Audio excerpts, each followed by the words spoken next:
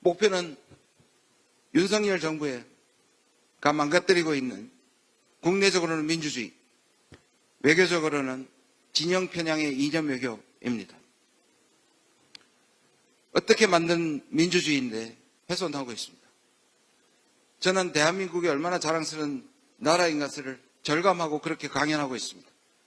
분단 구조에서 식민지를 겪고 전쟁을 겪은 아직도 전쟁 중인 나라에서 이 정도의 찬란한 민주주의를 이룬 것에 대한 자부심이 있습니다.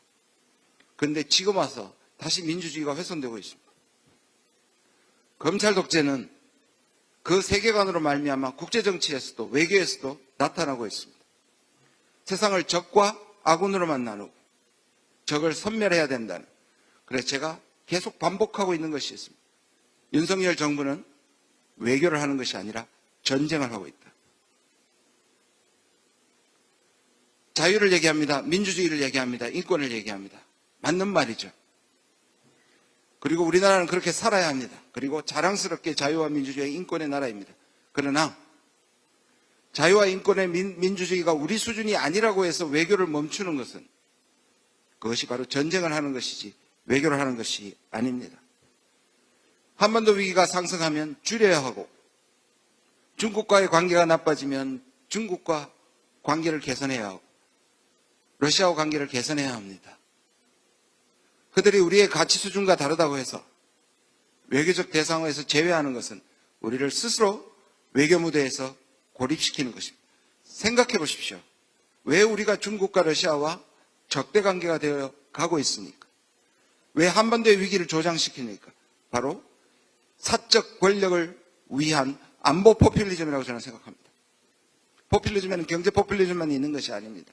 센척해야 하고, 전쟁 불사론을 얘기하고, 심지어 선제 공격론을 얘기하는 것은 안보 포퓰리즘입니다.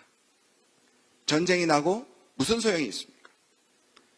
세 가지 시대적 과제를 늘 생각해 왔습니다. 이를 위해서 제가 혼신의 힘을 다하겠습니다. 첫 번째, 한반도 평화체제의 복원입니다. 제가 제일 싫어하는 인용구가 평화를 원하면 전쟁을 준비하라입니다. 30년 전부터 생각했습니다. 아니나 다를까 윤석열 대통령은 이것을 밥 먹듯이 얘기합니다. 평화를 원하는데 왜 전쟁을 준비합니까? 평화를 원하면 평화를 준비해야죠. 민주주의를 위해서 독재를 준비한다는 독재자들이 있었습니다. 똑같은 논리입니다. 한반도 평화를 복원해야겠습니다. 제가 하겠습니다. 두 번째, 식민지 잔재를 극복하겠습니다. 왜 뜬금없이 식민지 잔재냐? 3월 1일 날 보셨죠? 이토 후르부미가 여당 의원에 의해서 존경을 받고 성공한 사례로 독립운동가들이 싸워온 것이 보람도 없이 대통령은 우리가 국제정세를 잘못 알아서 우리 때문에, 우리 탓에 식민지가 되었다고 얘기하는 판입니다. 한국의 극우가, 뉴라이트가 일본의 극우에게 러브레터를 보내고 있습니다. 미국의 신보수에게 러브레터를 보내고 있습니다. 제가 맡겠습니다. 마지막으로 세 번째, 미중 전략 대결이 향후 우리의 미래를 결정할 수 있도록 중요합니다. 생존도 급하고 국익 확보도 급한데 이념 싸움하고 있습니다. 그렇게 해서는 한국의 미래가 없습니다. 저는 문재인 정부가 출발할 때 친남방 신북방 정책을 제가 기한한 사람입니다. 그 이유는 우리는 대륙국가이자 동시에 해양국가이기 때문에 대륙과 해양을 연결시키는 신북방과 신남방을 가야 한다는 것이었습니다. 이 정부가 들어서자마자 폐기하고 만든 것이 뭡니까? 인도태평양 전략입니다.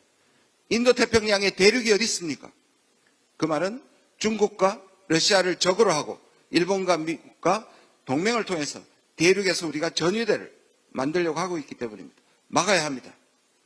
우리의 역량으로 중국도 품고 미국도 품고 또는 연결시키면서 살아가야 합니다. 저의 좌우명을 소개하면서 마치겠습니다. 30년 이상 제가 가진 좌우명이 있습니다.